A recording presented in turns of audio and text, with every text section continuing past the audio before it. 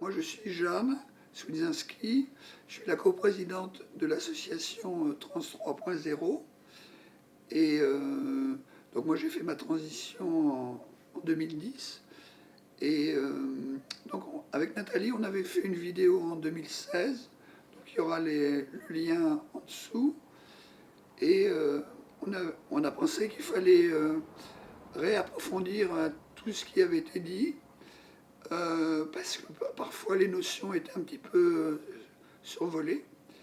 Et donc Nathalie va jouer le rôle d'une femme cisgenre qui pose des questions Un peu bête. un peu bêtes. Voilà. Donc simplement déjà la journée internationale, c'est une journée internationale. Bon, elle a été créée en 2009 par Rachel Crandall, c'est une activiste américaine qui pensait que dans les événements et les mobilisations pour défendre les personnes trans, elles étaient beaucoup centrées sur les personnes assassinées à travers le monde. C'est ce qu'on fait le 20 novembre qui s'appelle le Tidor. Et donc, elle a dit qu'il fallait plutôt aussi parler de façon positive des personnes trans. Donc voilà, c'est un peu l'objectif de cette démarche. En fait, c'est une démarche internationale, parce que chaque pays fait ce qu'il veut, chaque personne fait ce qu'elle veut, du moment qu'on donne un peu de la visibilité positive à cette question trans, qui n'est pas une question, parce que en fait, nous, quand on le vit, c'est une démarche qui nous correspond. Ça peut être des questions pour les personnes cisgenres. Alors, cisgenre, Cisgenre. Jeanne, qu'est-ce oui, que c'est cisgenre? Je suis cisgenre? oui, c'est une parfaite cisgenre. Enfin, je pense. Et les personnes cisgenres sont les personnes qui ont été assignées à la naissance dans un sexe et qui vivent dans un genre qui correspond à ce sexe, donc avec des stéréotypes de genre.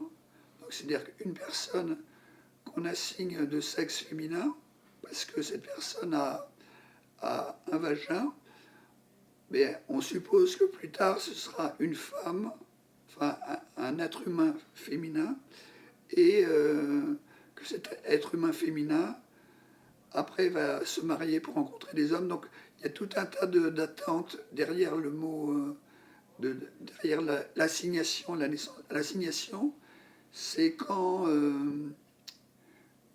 on ne choisit pas, c'est la société qui choisit pour nous. C'est le docteur à la naissance qui dit c'est une fille, c'est un garçon. Voilà, c'est pareil. Mm. Comme on dit sexe masculin, sexe féminin, c'est une erreur fondamentale parce que normalement on devrait dire genre masculin, genre féminin. Parce que ce qui n'est pas la détermination en fonction des parties génitales, on s'en moque finalement. C'est plutôt comment la personne va vivre sa vie, c'est-à-dire son genre. Et donc pour le changement, de la modification de la mention de sexe, là, c'est la même démarche. Mais sauf qu'elle se fait auprès du greffe du tribunal judiciaire. On apporte des témoignages, c'est-à-dire qu'il faut qu'il y ait un faisceau de preuves de genre pour modifier le sexe. Donc il n'y a plus besoin d'opérations irréversibles comme avant 2016. Avant 2016, c'était compliqué, c'est-à-dire qu'il fallait intenter un procès à l'État, comme quoi il s'était trompé en assignant l'enfant d'un sexe et qu'on demandait une modification. Et qu'après, donc, sur les papiers d'état civil, bon, d'ailleurs c'est toujours le cas maintenant, en fait, on raye la mention initiale et on écrit la nouvelle mention sur l'acte authentique. Mais surtout, toutes les copies qu'on délivre, il y a marqué, par exemple, moi, que je suis né de sexe féminin. Voilà. Donc ça, c'est une belle victoire. Oui, oui, c'est bien. Mais toujours pareil, avec les réserves de certains greffes qui fonctionnent avec des principes très traditionnels. C'est-à-dire, Mais ils sont contre la loi alors. un peu, Ils n'appliquent pas. ils n'appliquent pas, ils font de la résistance. Résistance passive contre Oui, une voilà, évolution de ils font société. traîner et ils disent bah non, vous n'avez pas apporté de preuves, mais c'est insuffisant. Enfin, donc ils embêtent les personnes qui font leurs demandes. Alors après, les associations, il y en a certaines qui ont revendiqué que ce soit facilité auprès d'un officier d'état civil, mais c'est pareil, c'est pas une garantie. Un officier d'état civil, les personnes transgenres ont le droit d'avoir leur modification, mais pour certaines, c'est plus difficile. Ça complique déjà nos vies, parce que nos vies, elles sont plus occupées à gérer nos coming out, à gérer notre activité professionnelle, nos préférences amoureuses, parce que être une personne trans, c'est pas la fête du slip, hein, c'est pas toujours bien. Même si aujourd'hui, je dois vous dire que c'est bien. Quand on est une personne trans, tout à l'heure j'ai parlé des personnes non binaires, on n'est pas obligé de faire des transitions médicales, parce qu'en fait, il y a 3 formes de transition. Transition sociale, transition médicale, transition juridique. On n'est pas obligé de cocher toutes les cases, et même aucune case. On peut faire des transitions sans être des transitions entre guillemets, c'est en vivant dans le genre qu'on ressent. Et on peut dire quelle est notre identité de genre, si c'est une identité non binaire par exemple. Donc ça oblige aussi à beaucoup de moments sociaux à faire des coming out, c'est-à-dire de dire bah, tu respectes mon prénom et mon pronom, parce que souvent on choisit un nouveau prénom, et avec beaucoup de créativité d'ailleurs. C'est pas des prénoms traditionnels choisis dans le calendrier grégorien, mais c'est des fois des combinaisons de prénoms ou des références à des séries ou des choses comme ça. Alors après, donc, si on fait une transition médicale, donc il y a des nouvelles structures, comme donc l'association Trans Santé France, qui prône une autodéfinition du genre. C'est l'autodétermination.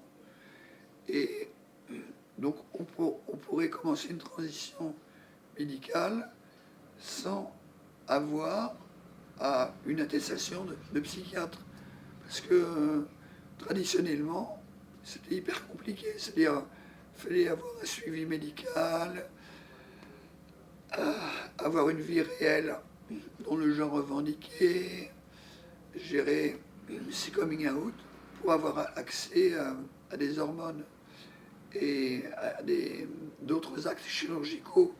Mais ça, c'est hyper, enfin, hyper désastreux pour une personne transgenre d'exister si cette personne elle a été bombardée entre guillemets d'hormones dans un genre et qu'elle se ressent dans un autre genre et que son apparence n'est pas modifiée.